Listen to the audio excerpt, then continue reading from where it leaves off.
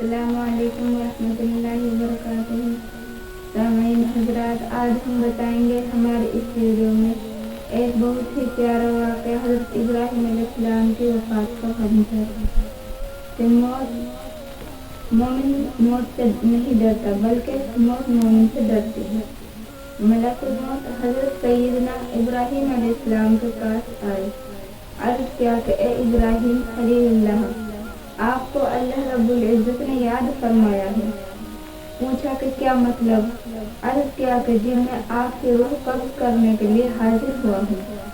हज़रत इब्राहीम अलैहिस्सलाम ने फरमाया कि हल रअयत खलीलन यक़बिज़ु रूह खलीलिही, कि क्या आपने किसी ऐसे दोस्त को देखा है जो अपने दोस्त की रूह कब्ज़ कर रहा है?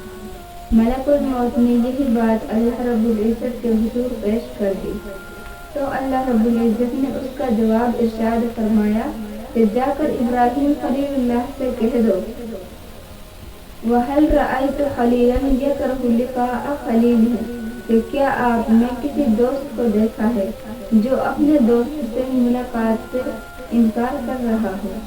सैयदा इब्राहीम अलैहिस्सलाम खलीलुल्लाह समझ गए कि मुझे मौत आएगी तो अल्लाह रब्बुल इज़्ज़त से मुलाकात नसीब हो जाएगी।